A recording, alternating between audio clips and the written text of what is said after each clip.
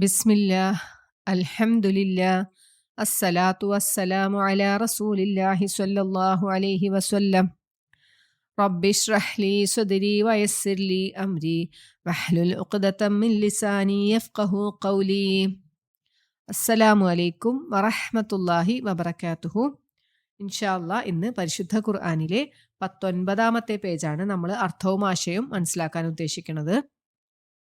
നമ്മൾ ലാസ്റ്റ് പറഞ്ഞു നിർത്തിയത് നബി സല്ലല്ലാഹു അലൈഹി വസല്ലമയോടുള്ള ഒരു വചനമാണല്ലേ. അള്ളാഹു പറയാണ്, താങ്കളെ അയച്ചിട്ടുള്ളത് നദീറും ബഷീറുമായിട്ടാണ്. സന്തോഷ വാർത്ത അറിയിക്കുന്നവൻ ബഷീർ, പിന്നെ നദീർ താക്കീതുകാരനായിട്ടാണ് ഇങ്ങോട്ട് അയച്ചിട്ടുള്ളത്. പിന്നെ നരകക്കാരെ കുറിച്ച് നബി സല്ലല്ലാഹു അലൈഹി വസല്ലമയോട് ചോദിക്കപ്പെടുകയില്ല എന്ന് പറഞ്ഞിട്ടാണ് നമ്മൾ നിർത്തിയത്. ഈ പേജിൽ തുടങ്ങണത് യഹൂദികളും ക്രിസ്ത്യാനികളും തന്നെയാണ്. അവരെ കുറിച്ചിട്ട് തന്നെയാണ് ഈ ഒരു തുടക്കം പറയണത്. അപ്പൊ നമുക്ക് നോക്കാം. അഊദു ബില്ലാഹി മിനശ് ശൈത്വാനിർ റജീം. ബിസ്മില്ലാഹിർ റഹ്മാനിർ റഹീം.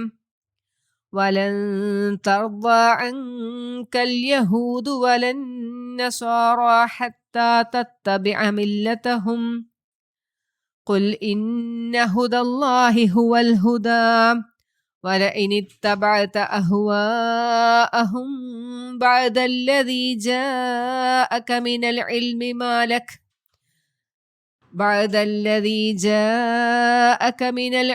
ما لك من الله من ولي ولا نصير. അപ്പോൾ ഈ ആയത്തിൽ പറയണത് എന്താണെന്ന് വെച്ചാൽ, യഹൂദികളും ക്രിസ്ത്യാനികളും എന്താണ്, അവർക്ക് രണ്ടുപേർക്കും വേദം കിട്ടിയിട്ടുണ്ട് അല്ലേ, വേദഗ്രന്ഥം കിട്ടിയിട്ടുള്ളവരാണ്. അവർ രണ്ടുപേരും വേദക്കാരായിരുന്നിട്ടും നബി സല്ലല്ലാഹു അലൈഹി വസല്ലമയിൽ വിശ്വസിക്കാത്തത് എന്താണ്? നബി സല്ലല്ലാഹു അലൈഹി വസല്ലമയുടെ സത്യതയിൽ അവർക്ക് സംശയം ഉണ്ടായിട്ടല്ല, അല്ലെങ്കിൽ അവർക്ക് തെളിവൊന്നും പോരാഞ്ഞിട്ടൊന്നുമല്ല അല്ലേ.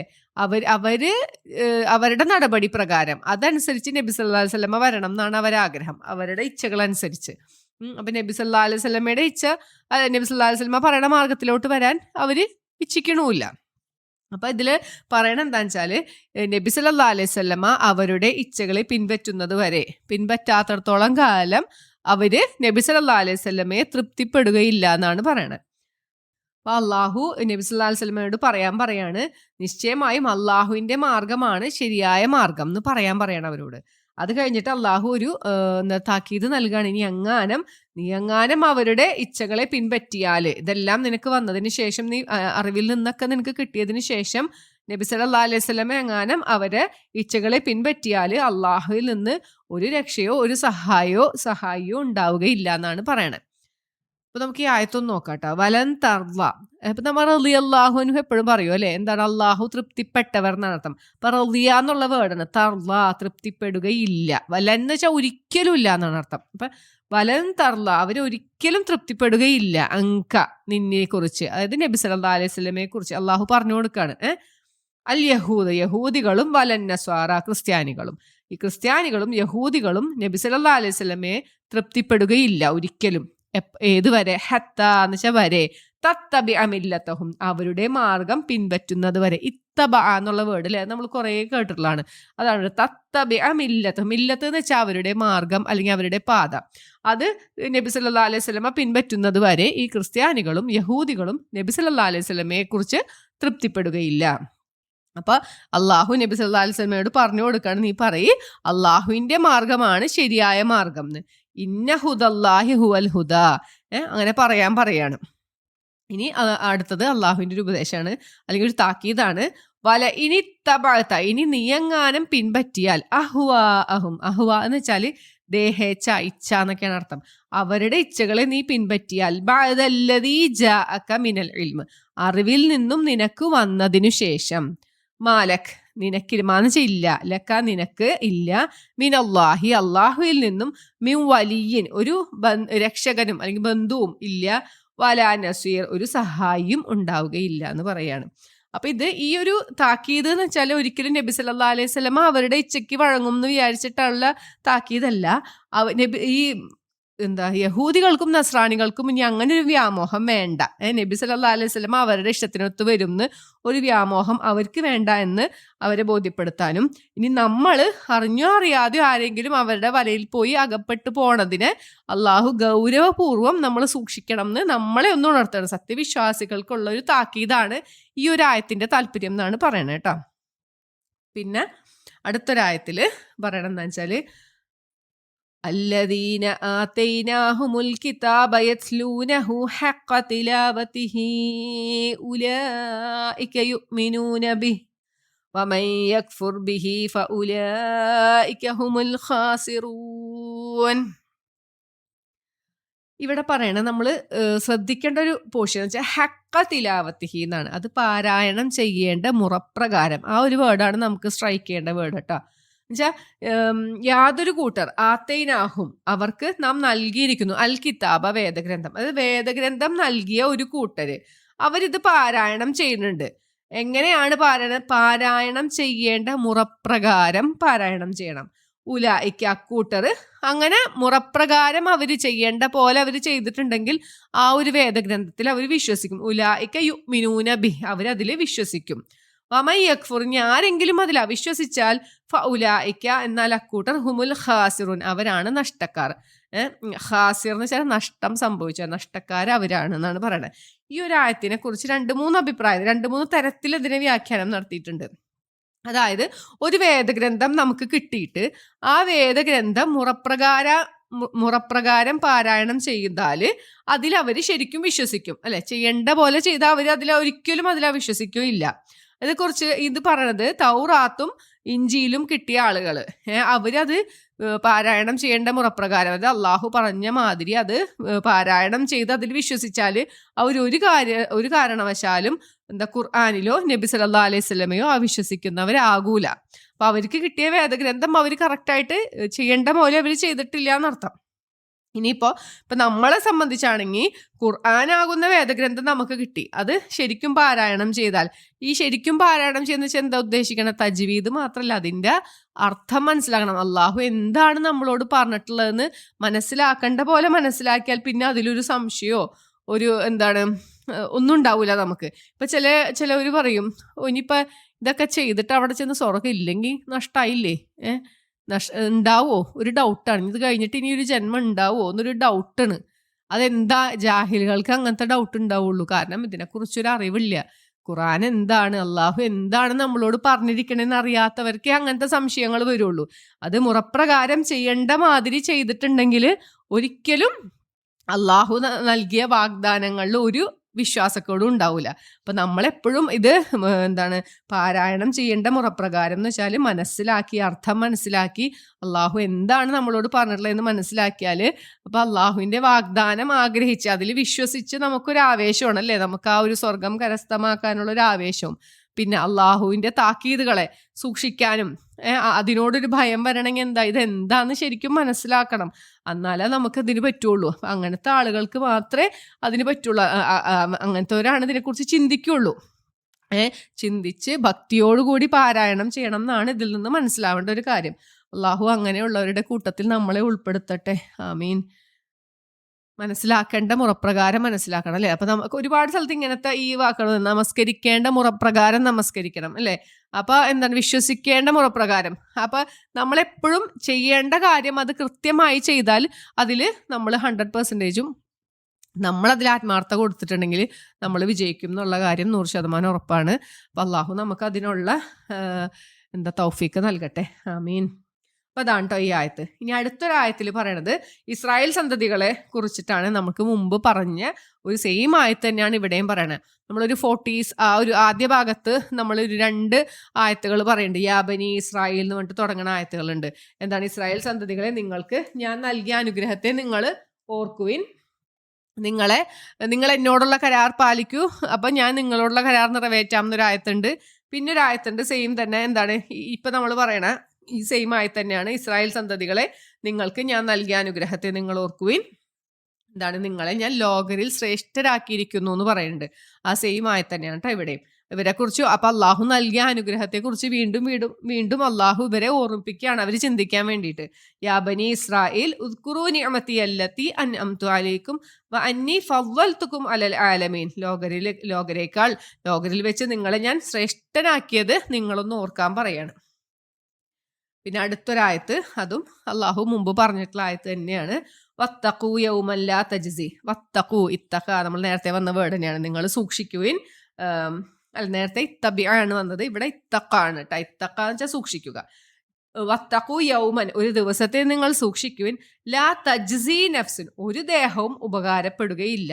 അന്നഫ്സിൻ, ഒരു ദേഹത്തിനും, അതായത് ഒരു ദേഹവും, അതായത് ഒരാളും വേറൊരാൾക്കും ഉപകാരപ്പെടാത്തൊരു ദിവസം.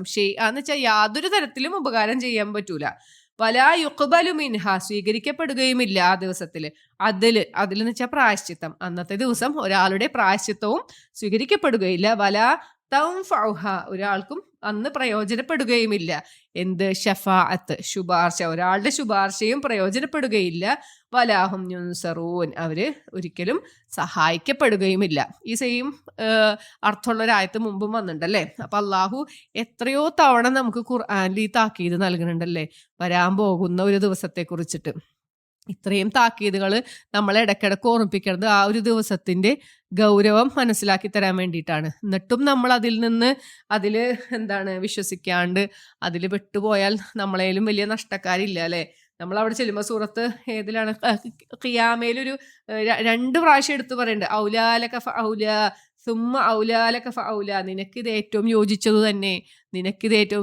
തന്നെ. ആ പറഞ്ഞതിൽ വല്ല തെറ്റുണ്ടാ അല്ലെ. എത്രയോ തവണ നമുക്ക് അള്ളാഹു താക്കീത് നൽകുന്നുണ്ട്. എന്നിട്ടും നമ്മൾ ആ നരകത്തിൽ പോയി പെടുകയാണെങ്കിൽ എന്താ, നിനക്കത് ആവശ്യമാണ്. അപ്പൊ ചോദിക്കുന്നുണ്ട്, അതിലെന്നെ ആ സുഹൃത്തിൽ തന്നെ ചോദിക്കുന്നുണ്ട്, മനുഷ്യർ വിചാരിക്കുന്നുണ്ടോ നിങ്ങൾ അങ്ങനെ വെറുതെ അങ്ങോട്ട് വിടും എന്ന് നിങ്ങൾ വിചാരിക്കുന്നുണ്ടോ? കാരണം അള്ളാഹു ഇത്രയധികം നമുക്ക് മുന്നറിയിപ്പ് നൽകുന്നുണ്ട്, ഇങ്ങനെ ഒരു ദിവസം വരാനുണ്ട്. കാരണം ഈ ലോകം വളരെ ചെറുതാണ്, നിങ്ങൾക്ക് ഒന്നുമില്ല ഇവിടെ, പെട്ടെന്ന് തീരണ ഒരു സമയമുള്ളൂ. നിങ്ങൾക്ക് വരാനിരിക്കുന്ന ഒരു ദിവസത്തെ നിങ്ങൾ സൂക്ഷിക്കാൻ നമ്മളോട് പറയണ്ടല്ലേ. അപ്പൊ അതാണ് ഈ ഒരു ആയത്തിൽ പറയുന്നത് കേട്ടോ. 4 കാര്യങ്ങളാണ്. അന്ന് ഒരു ദേഹവും ഒരു ദേഹത്തിനും ഉപകാരം ചെയ്യപ്പെടുകയില്ല. പിന്നെ അന്ന് ഒരാളുടെയും പ്രായശ്ചിത്തം സ്വീകരിക്കപ്പെടുകയില്ല. ഒരാളുടെയും ശുപാർശ അന്ന് സ്വീകരിക്കൂല. ഒരാൾക്കും സഹായം നൽകപ്പെടുകയും ഇല്ല എന്നാണ് ആയത്തിൽ പറയണത്. ഇനിയുള്ള ഭാഗം എന്ന് വെച്ചാൽ വേറൊരു ടോപ്പിക്കാണ്. ഇബ്രാഹിം നബി അലൈഹി ഇസ്ലാമിനെ കുറിച്ചിട്ടാണ് ഇവിടെ പറയണത്. നമുക്ക് നോക്കാം കേട്ടോ. വഇദ് ഇബ്തലാ ഇബ്രാഹീമ റബ്ബുഹു ബികലിമാതിൻ ഫഅതമ്മഹുൻ ഖാല ഇന്നി ജാഇലുക ലിന്നാസി ഇമാമാ ഖാല വമിൻ ദുർരിയതി ഖാല ലാ യനാലു അഹ്ദിൽ ളാലിമീൻ. ഇവിടെ പറയണത് എന്താ, ഇബ്രാഹിം നബി അലൈഹി ഇസ്ലാമിനെ കുറിച്ചിട്ടാണ് പറയണത്. ഇബ്രാഹിം നബി അലൈഹി ഇസ്ലാമിന് അള്ളാഹു പരീക്ഷിച്ച സന്ദർഭത്തിനെ കുറിച്ചിട്ടാണ്. ഇതെന്ന് വെച്ചാൽ ഒരു സന്ദർഭമാണ് അല്ലെ, നമ്മൾ മുമ്പും പറഞ്ഞിട്ടുണ്ട്. അപ്പൊ ഇബ്തല എന്ന് വെച്ചാൽ പരീക്ഷിക്കുക. അപ്പൊ പരീക്ഷിച്ച ഒരു സന്ദർഭം, ഇബ്രാഹിം നബി അലൈഹി ഇസ്ലാമിനെ പരീക്ഷിച്ച സന്ദർഭം. ആരാണ് പരീക്ഷിച്ചത്? റബ്ബുഹു, അദ്ദേഹത്തിന്റെ റബ്ബ്. ബി കലിമാത്തിൻ, ചില വാക്കുകൾ കൊണ്ട് അല്ലെങ്കിൽ കൽപ്പനകൾ കൊണ്ട് ഇബ്രാഹിം നബി അലൈഹി ഇസ്ലാമിനെ അള്ളാഹു പരീക്ഷിച്ച സന്ദർഭം. ഫഅതമ്മഹുൻ, എന്നിട്ട് ഈ പരീക്ഷണത്തിൽ അദ്ദേഹം പൂർത്തിയാക്കി എന്നാണ്. ആ പരീക്ഷണത്തിൽ അദ്ദേഹം വിജയിച്ചു. അത്തമ്മ എന്ന് വെച്ചാൽ പൂർത്തിയാക്കി. തമ്മ ഖാല, അപ്പൊ അള്ളാഹു പറഞ്ഞു, ഇന്നി ജാഇലുക ലിന്നാസി ഇമാമ, നിശ്ചയമായും ഞാൻ നിന്നെ മനുഷ്യരുടെ നേതാവാക്കുന്നതാണെന്ന് പറഞ്ഞു. ഈ പരീക്ഷയിലൊക്കെ വിജയിക്കുമ്പോൾ പ്രൈസ് കൊടുക്കണ മാതിരി അള്ളാഹുവിന്റെ പരീക്ഷണത്തിലെല്ലാം ഇബ്രാഹിം നബി അലൈഹി സ്വലാം വിജയിച്ചു. അപ്പൊ അള്ളാഹു അതിന് കൊടുക്കണ ഒരു ഇതാണ് എന്താ, മനുഷ്യരുടെ നേതാവാക്കി ഇബ്രാഹിം നബി അലൈഹി ഇസ്ലാമിനെ അല്ലെ.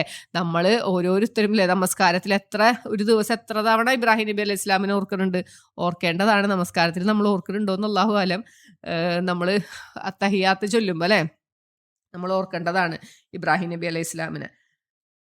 പിന്നെന്താ, അപ്പൊ ഈ ഇമാമാക്കാന്ന് പറഞ്ഞപ്പോ തിരിച്ച് ഇബ്രാഹിം നബി അലൈഹി ഇസ്ലാം ചോദിക്കുകയാണ്, അള്ളാഹുയെ എൻ്റെ മക്കളെയും എൻ്റെ സന്തതികളിൽ നിന്നും നീ നേതാക്കളെ ഉണ്ടാക്കി തരുമോ എന്ന് ചോദിക്കുകയാണ്. അത് ഏതൊരു പിതാവിനും നമുക്ക് കിട്ടിയ അനുഗ്രഹം മക്കൾക്കും കിട്ടണം എന്ന് ആണ് എല്ലാ പിതാക്കന്മാരും ആഗ്രഹിക്കുക അല്ലെ. അപ്പൊ അതുപോലെ ഇബ്രാഹിം നബി അലൈഹി സ്വലാം അള്ളാഹുവിനോട് ചോദിക്കണം, എൻ്റെ മക്കളിൽ നിന്നും സന്തതികളിൽ നിന്നും ആക്കുമോ എന്ന് ചോദിക്കുകയാണ്. അപ്പൊ അള്ളാഹു തിരിച്ചു മറുപടി പറയണേ, ലാ യനാലു, ബാധിക്കുകയില്ല, അഹ്ദില്ലാലിമീൻ, അക്രമികളുടെ മേൽ എൻ്റെ കരാറ് ബാധിക്കുകയില്ലാന്ന്. അതായത് അക്രമികളെ ഞാൻ നേതാവാക്കൂല എന്നാണ് പറയണത്. അപ്പൊ അതിൽ നിന്ന് മനസ്സിലാവുന്ന ഒരു കാര്യം, ഇബ്രാഹിം നബി അലൈഹി ഇസ്ലാമിന്റെ സന്താന പരമ്പരയിൽ അക്രമികൾ വരാനുണ്ട് എന്ന് അപ്പൊ തന്നെ മനസ്സിലാവാണ് അല്ലെ. ഇബ്രാഹിം നബി അലൈഹി ഇസ്ലാമിന്റെ സന്താന പരമ്പരകൾ ആരൊക്കെയാണ്? 2 മക്കളാണുള്ളത്. ഇസ്മായിൽ അലൈഹി ഇസ്ലാം ഉണ്ട്, ഇസ്ഹാഖ് അലൈഹി ഇസ്ലാം ഉണ്ട്. ഇസ്ഹാഖ് അലൈഹി ഇസ്ലാമിന്റെ സന്താന പരമ്പരയാണ് ഈ ഇസ്രായേലിൽ യഹൂദികളും ക്രിസ്ത്യാനികളും ഒക്കെ ആയത്. പിന്നെ ഇസ്മായിൽ അലൈഹി ഇസ്ലാമിന്റെ സന്താന പരമ്പരയാണ് അറബികൾ. ഈ 2 കൂട്ടരിലും നല്ല ആളുകളും ഉണ്ട്, അക്രമികളും ഉണ്ട്. അപ്പൊ അവിടെ തന്നെ അള്ളാഹു പറയാണ് അക്രമികളെ ഞാൻ നേതാവാക്കുകയില്ല എന്നല്ലേ. ഖുർആനിൽ നമുക്ക് ഇപ്പൊ സൂറത്തു മറിയത്തിൽ കാണാം സക്കരിയ അലൈഹി ഇസ്ലാമിന്റെ ഒരു പ്രാർത്ഥന. എന്താണ്? എനിക്ക് പിൻഗാമിയായിട്ട് ഒരു കുഞ്ഞിനെ തരണേന്ന്, പ്രബോധനത്തിനായിട്ട്. സക്കരിയ അലൈഹി ഇസ്ലാം അത്രയും വാർദ്ധക്യത്തിലായിരിക്കുന്ന സമയത്ത് ആണ് പ്രാർത്ഥിക്കണത്. അപ്പൊ അദ്ദേഹത്തിന്റെ ഭാര്യ മച്ചിയാണ്. അങ്ങനെ എടുത്തു പറഞ്ഞുകൊണ്ടാണ് പ്രാർത്ഥിക്കണത്, എനിക്ക് സന്താനത്തിനെ തരണേ. അപ്പൊ ഏതൊരു പിതാവും ആഗ്രഹിക്കണത്, അല്ലെങ്കിൽ ഏതൊരു പ്രവാചകനും ആഗ്രഹിക്കണത് തനിക്ക് പിന്തുടർച്ചക്കാരുണ്ടാവണം എന്ന് തന്നെയാണ്. മൂസാ നബി അലൈഹി സ്വലാം അള്ളാഹുവിനോട് പ്രാർത്ഥിക്കുന്നുണ്ട്, എന്താ എൻ്റെ സ്വന്തക്കാരിൽ നിന്നും എനിക്കൊരു സഹായകനെ നൽകണേ എന്ന് പ്രാർത്ഥിക്കുന്നുണ്ട്. അതുപോലെ തന്നെ ഈ സൂറത്തിൽ കുറച്ച് മുന്നോട്ട് പോകുമ്പോൾ നമുക്ക് കാണാം യാക്കൂബ് അലൈഹി സ്വലാമിന്റെ പ്രാർത്ഥന മരണമാസന്നമായ സന്ദർഭത്തിൽ നിങ്ങൾ എനിക്ക് ശേഷം ആരെയാണ് പിൻപറ്റുക എന്നൊക്കെ ചോദിക്കുന്നുണ്ട്. അപ്പൊ എല്ലാ പ്രവാചകന്മാരുടെയും ആഗ്രഹം അത് തന്നെയാണ്. അപ്പൊ അതുപോലെ തന്നെ ഇബ്രാഹിം നബി അലൈഹി സ്വലാമും അള്ളാഹുവിനോട് ചോദിച്ചു, എനിക്ക് തരണ ഈ നേതൃത്വ സ്ഥാനം എൻ്റെ സന്താന പരമ്പരകൾക്കും നൽകുമെന്നാണ് ചോദിച്ചത് കേട്ടോ ഈ ആയത്തില്. പിന്നെ അടുത്തൊരായത്തിൽ പറയണത് അള്ളാഹു കഅബയെ കുറിച്ചിട്ടാണ് പറയണത് കേട്ടാ. ഈ ഭവനത്തെ, ഈ അൽബൈത്ത് എന്ന് ഉദ്ദേശിക്കുന്നത് കഅബയെ കുറിച്ചാണ്. ബൈത്ത് എന്ന് വെച്ചാൽ വീടാണ്, അൽബൈത്ത് എന്ന് വെച്ചാൽ ഒരു പെർട്ടിക്കുലർ ഇതാന്നുള്ളൊരു അർത്ഥമാണ്. അപ്പൊ ആ ഒരു വീട്, അതായത് കഅബ. ഇത് ജഅൽനൽ ബൈത്ത, ഇതെന്ന് വെച്ചാൽ ഒരു സന്ദർഭം, ജഅൽന നാം ആക്കിയ സന്ദർഭം, അൽ ബൈത്ത ആ വീടിനെ, മസാബത്തൻ ഒരു സങ്കേതമാക്കി, ലിന്നാസി മനുഷ്യർക്ക് വേണ്ടിയിട്ട്, വ അംനൻ ഒരു അഭയവും, വത്തഖിദൂ മിൻ മഖാമി ഇബ്രാഹിമ മുസല്ല നിങ്ങൾ ഉണ്ടാക്കുകയും ചെയ്യുവിൻ, മിൻ മഖാമി ഇബ്രാഹിം എന്ന് വെച്ചാൽ ഇബ്രാഹിം നിന്ന സ്ഥാനത്ത് നിന്ന്, മുസല്ല ഒരു നമസ്കാര സ്ഥാനം, വ അഹിദ്ന നാം കൽപ്പന കൊടുക്കുകയും ചെയ്തു, ആർക്ക്? ഇലാ ഇബ്രാഹിമ വ ഇസ്മായിൽ, ഇബ്രാഹിം അലൈഹി ഇസ്ലാമിനും ഇസ്മായിൽ അലൈഹി ഇസ്ലാമിനും നാം കൽപ്പന കൊടുത്തു. എന്തെന്നാ കൊടുത്തത്? അൻ ത്വഹിറ നിങ്ങൾ 2 ആളും ശുദ്ധിയാക്കണമെന്ന്, ത്വഹിറ ബൈത്തിയ എൻ്റെ വീട്, ലിത്വാഇഫീന എൻ്റെ വീട് നിങ്ങൾ ശുദ്ധിയാക്കണം. ആർക്കൊക്കെ വേണ്ടിയിട്ടാണ്? ലിത്വാഇഫീന തവാഫ് ചെയ്യുന്നവർക്ക്, പ്രദക്ഷിണം ചെയ്യുന്നവർക്ക്, വൽ ആക്കിഫീന ഭജനമിരിക്കുന്നവർക്കും, വർറുക്കൈ സുജൂദ് ചെയ്യുന്നത് അത് കുമ്പിടുന്നവർക്കും, അതായത് നമസ്കരിക്കുന്നവർക്കും വേണ്ടി നിങ്ങൾ എൻ്റെ ഭവനത്തെ ശുദ്ധിയാക്കി വെക്കണം എന്നാണ് അള്ളാഹു പറഞ്ഞത്. അപ്പൊ എന്താ, അള്ളാഹു കഅബയെ എങ്ങനെയാണ് ആക്കിയിരിക്കണത്? ഒരു ജനങ്ങൾ വന്ന് കൂടുന്ന ഒരു സങ്കേതം, മനുഷ്യർക്കൊരു സങ്കേതമാണല്ലേ. നമുക്കിപ്പോൾ ആലോചിച്ചറിയാം എത്രയോ കോടിക്കണക്കിന് ജനങ്ങളാണ് അവിടെ ഒത്തുകൂടുന്നത് അല്ലേ. ആക്കിയിട്ടുണ്ട്. പിന്നെന്താ, അവിടെ നിർഭയത്താണ്, അമ്നാണ്, ഒരു അഭയസ്ഥാനമാണ്. അവിടെ ഒരിക്കലും ഒരു യുദ്ധമോ ഒരു അക്രമമോ ഉണ്ടാവില്ല എന്നാണ്. നമുക്ക് അവിടെ ഒരു വേട്ടയാടാനോ അല്ലെങ്കിൽ അവിടുത്തെ സസ്യങ്ങളെ പറിക്കാനോ ഒന്നും പാടില്ല, ആ ഒരു എന്താണ് ഹറമിന്റെ ഏരിയയിലുള്ളത്. അപ്പൊ അള്ളാഹു ആ ഭാഗത്തിനെ നിങ്ങൾക്ക് നിർഭയമാക്കി തന്നിട്ടുണ്ട്. പിന്നെന്താണ്, ഇബ്രാഹിം അലൈഹി സ്വലാം നിന്ന മക്കാമ ഇബ്രാഹിം നമുക്കിപ്പോൾ കാണാം അല്ലെ, ഒരു ഗ്ലാസിന്റെ ഇതിലിട്ട് വെച്ച് പോയിട്ടുള്ളവർ കണ്ടിട്ടുണ്ടാവും.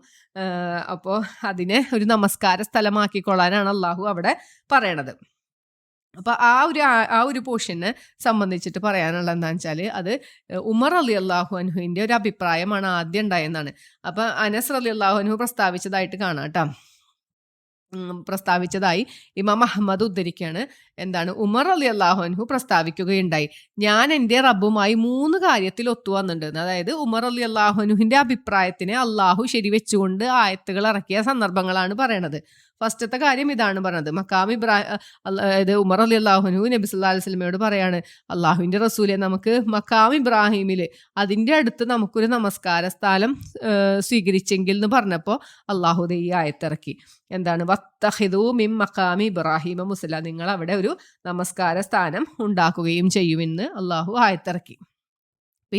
പിന്നത്തെ ഒരു സംഭവം എന്ന് വെച്ചാൽ, അള്ളാഹു നബി സല്ലല്ലാഹു അലൈഹി വസല്ലമയോട് പറയാണ്, അള്ളാഹുവിന്റെ റസൂലെ അങ്ങയുടെ ഭാര്യമാരുടെ അടുത്ത് നല്ല ആൾക്കാരും ചീത്ത ആൾക്കാരും ഒക്കെ വരുന്നുണ്ട്, അതുകൊണ്ട് അവരോട് പർദ്ദ ആചരിക്കാൻ അവിടെ നിന്ന് പറഞ്ഞിരുന്നെങ്കിൽ എന്ന് ഉമർ റളിയല്ലാഹു അൻഹു ആണ് അഭിപ്രായപ്പെടുന്നത്.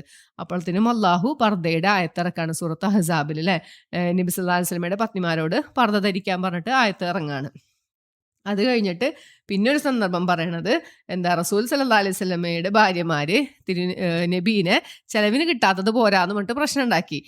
അത് ചെലവ് അത് അവർക്ക് അന്ന് വളരെ പരിമിതമായ ജീവിതമാണ് അവർക്ക്. അപ്പൊ അവരങ്ങനെ പ്രശ്നം ഉണ്ടാക്കിയ സമയത്ത് ഉമർ റളിയല്ലാഹു അൻഹു അവരോടുത്ത് പറയുന്നുണ്ട്, നബി സല്ലല്ലാഹു അലൈഹി വസല്ലം എങ്ങാനും നിങ്ങളെ വിവാഹമോചനം ചെയ്താൽ നിങ്ങളേലും നല്ല ഭാര്യമാരെ അള്ളാഹു അദ്ദേഹത്തിന് കൊടുക്കും എന്ന് പറയുന്നുണ്ട്. അപ്പോൾ അള്ളാഹു സൂറത്ത് എന്താണ് തഹ്രീമിൽ ആയത്തിറക്കിയത് എന്താ, നിങ്ങള് നബി സല്ലല്ലാഹു അലൈഹി വസല്ലമ നിങ്ങളെ ത്വലാഖ് ചൊല്ലിയാൽ നിങ്ങളേലും ഉത്തമരായ, അവിടെ കുറെ ക്വാളിഫിക്കേഷൻ പറയുന്നുണ്ട് ഭാര്യമാർക്ക്, എന്താ മുസ്ലിങ്ങളാണ്, മിനത്താണ്, കാനിത്താത്താണ്, താബിയാത്താണ്, അത് ധാരാളം ഇബാദത്ത് ചെയ്യുന്നവരും നോമ്പനുഷ്ഠിക്കുന്നവരും സത്യവിശ്വാസികളും, അങ്ങനെ ഒരു 4-5-6 ക്വാളിറ്റി പറയുന്നുണ്ട്. അങ്ങനത്തെ ഭാര്യമാരെ അള്ളാഹു നൽകും എന്ന് പറഞ്ഞിട്ട് അള്ളാഹു ആയത്ത് അവതരിപ്പിക്കുന്നുണ്ട്. അപ്പൊ ഈ ഒരു 3 സന്ദർഭങ്ങൾ ഉമർ റളിയല്ലാഹു അൻഹു പറയാണ് എൻ്റെ അഭിപ്രായവുമായിട്ട് അള്ളാഹു എന്താണ് അതിന് യോജിച്ച് വന്നിട്ടുണ്ടെന്ന്. അപ്പൊ ഉമർ റളിയല്ലാഹുവിന്റെ അഭിപ്രായമാണ് ഇവിടെ മക്കാം ഇബ്രാഹിമിൽ നമുക്ക് നമസ്കാര സ്ഥലാക്കാന്ന് പറഞ്ഞപ്പോൾ അള്ളാഹു ഈ ആയത്ത് അവതരിപ്പിച്ചു.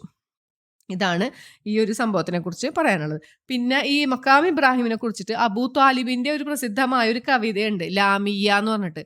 അതായത് ലാം എന്ന അക്ഷരത്തിലാണ് അവസാനിക്കുന്ന കവിത. ആ കവിതയിലും ഇതിനെക്കുറിച്ച് പറയുന്നുണ്ട്. ഈ മക്കാ മുശ്രിക്കുകൾ എന്താണ് കഅബയെ അവര് റെസ്പെക്ട് ചെയ്തിരുന്ന ആൾക്കാരാണ്. അപ്പൊ അതിലും ഇങ്ങനെ പറയുന്നുണ്ട്. പിന്നെ അനസ് ബിൻ മാലിക് റളിയല്ലാഹുവിൽ നിന്ന് അബ്ദുല്ലാഹിബിന് വഹബ് ഉദ്ധരിച്ച ഒരു ഹദീസ് പറയാണ്, മക്കാമിൽ അദ്ദേഹത്തിന്റെ വിരലുകളും കാലടികളും ഞാൻ കാണുകയുണ്ടായി. ഈ ഇബ്രാഹിം നബി അലൈഹി സ്വലാം ഇത് പണിയാനായിട്ട്, കഅബ പണിയാനായിട്ട് കയറി നിന്ന ഒരു കല്ലാണത്. അപ്പൊ അതിൽ ഇബ്രാഹിം നബി അലൈഹി സ്വലാമിന്റെ കാൽപാദം ഉണ്ട്. അപ്പൊ 2 അഭിപ്രായം ഉണ്ട്. അദ്ദേഹം നിന്ന് ആ കല്ല് കുഴിഞ്ഞ് കാലിന്റെ പാട് വന്നതാണെന്നുണ്ട്, അല്ല അങ്ങനെ ഒരു കുഴി ഉണ്ടാക്കിയിട്ട് കാല് തെന്നി പോവാതിരിക്കാൻ വേണ്ടിയിട്ട് അങ്ങനെ ഉണ്ടാക്കി അതിൽ കയറി നിന്നതാന്നൊരു അഭിപ്രായവും ഉണ്ട് കേട്ടോ. അപ്പൊ ഇതിൽ ഇദ്ദേഹം പറഞ്ഞതാണ്, മക്കാമിൽ അദ്ദേഹത്തിന്റെ വിരലുകളും കാലടികളും ഞാൻ കാണുകയുണ്ടായി, പക്ഷെ ജനങ്ങളുടെ കൈകൾ തൊട്ടു തടവി അത് മായ്ച്ചിരിക്കുന്നു, അത് തൊട്ട് അത് മായ്ച്ചു എന്നാണ് ഇതിൽ പറയണേ. അപ്പോൾ ഇത്രയേ ഉള്ളൂ ഈ ഒരു ആയത്തിനെ കുറിച്ച് പറയാനായിട്ട്. ഇനി അടുത്തൊരായത്തില് എന്താണ് പറയണത് നോക്കാം നമുക്ക്. അല്ല പിന്നെ ഇതിൽ പറഞ്ഞ എന്താണ്, അള്ളാഹു ഇവർക്ക് കൽപ്പന കൊടുക്കുകയാണ് അല്ലേ, ഇവിടെ ശുദ്ധയാക്കി വെക്കണം എന്ന്, ഈ സ്ഥലം, ഈ എൻ്റെ വീടിനെ നിങ്ങൾ ശുദ്ധിയാക്കി വെക്കണം എന്ന് പറയുന്നുണ്ട്.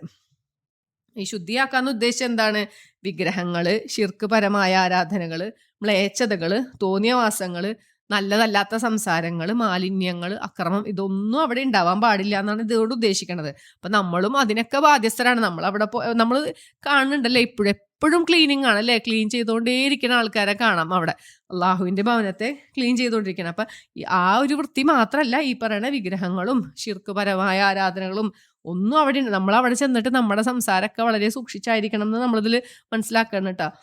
നല്ലതല്ലാത്തൊരു സംസാരവും അവിടെ പാടില്ല. അതൊക്കെയാണ് എൻ്റെ ഭവനത്തെ ശുദ്ധിയാക്കണം എന്ന് പറഞ്ഞിട്ടുള്ളതുകൊണ്ട് ഉദ്ദേശിക്കുന്നത്.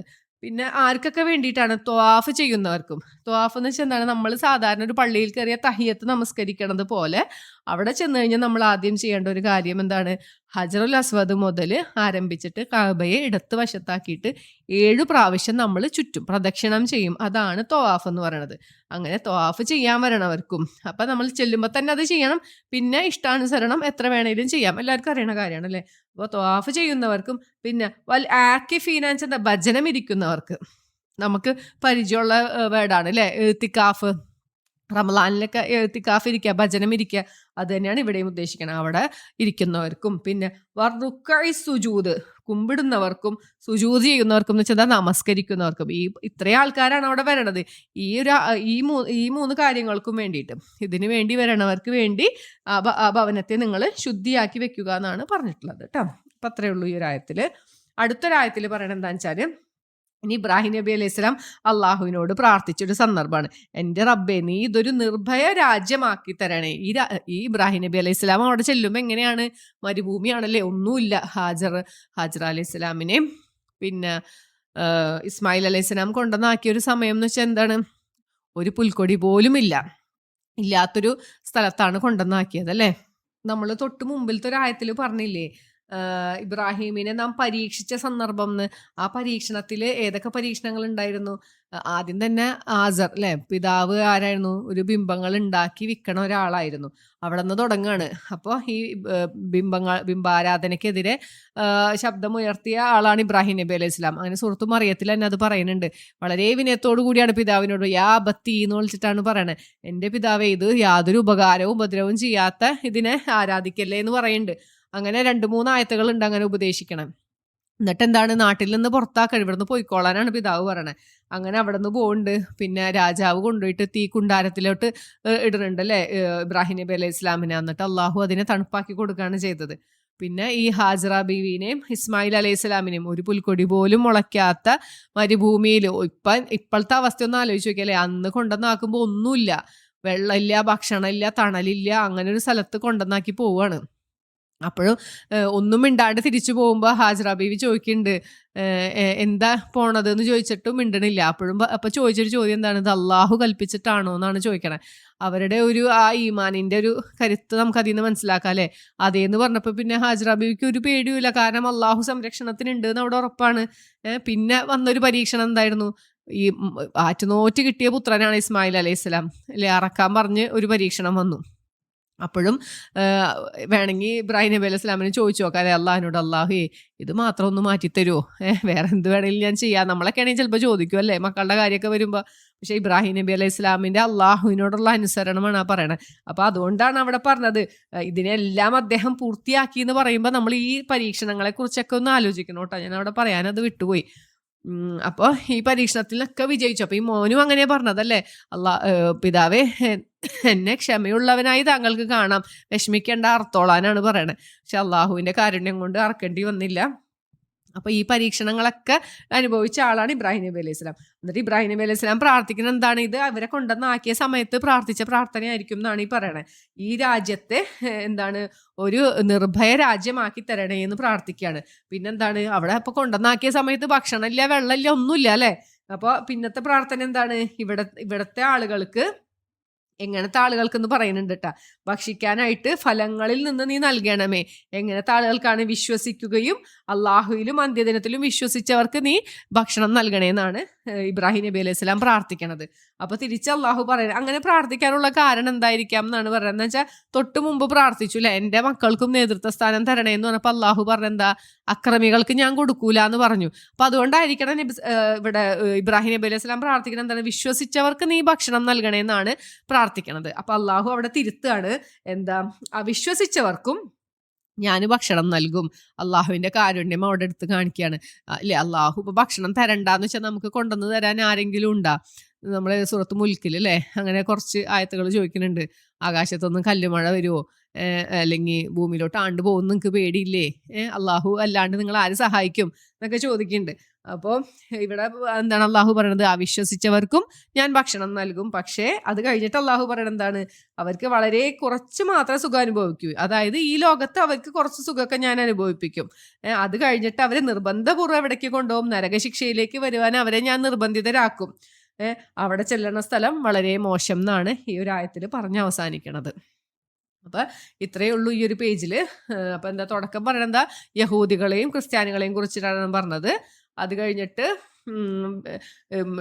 ഇസ്രായേൽ സന്തതികളെ അവരെ ഓർമ്മിപ്പിക്കുകയാണ്, അവർക്ക് നൽകിയ ഒരു അനുഗ്രഹത്തെക്കുറിച്ച് ഓർമ്മിപ്പിക്കുകയാണ്, വരാൻ പോണ ദിവസത്തെക്കുറിച്ച് ഓർമ്മിപ്പിക്കുകയാണ്. അത് കഴിഞ്ഞിട്ട് ഇബ്രാഹിം നബി അലൈഹി സ്വലാമിനെയും ഇസ്മായിൽ അലൈഹി സ്വലാമിനെയും കുറിച്ച് കഅബ ഉണ്ടാക്കിയതും എന്താണ് അള്ളാഹു ഇബ്രാഹിം നബി അലൈഹി സ്വലാമിൻ്റെ പ്രാർത്ഥനയും ഇബ്രാഹിം നബി അലൈഹി സ്വലാമിനെ നമ്മുടെ നേതാവാക്കിയ കാര്യമൊക്കെയാണ് ഈ ഒരു പേജിൽ പറയണത്. അപ്പോൾ ഇത്രയേ ഉള്ളൂ. 120 തുടങ്ങി 126 വരെയാണ് ഈ പേജിലുള്ളത്. ഇൻഷാ അല്ലാഹ് അടുത്ത പേജിൽ നമുക്ക് അടുത്തൊരു ഓഡിയോയിൽ കാണാം ഇൻഷാ അല്ലാഹ്. സുബ്ഹാനക അല്ലാഹുമ്മ വബിഹംദിക അഷ്ഹദു അൻ ലാ ഇലാഹ ഇല്ലാ അൻത അസ്തഗ്ഫിറുക വഅതൂബു ഇലൈക്. അസ്സലാമു അലൈക്കും വറഹ്മത്തുള്ളാഹി വബറകാതുഹു.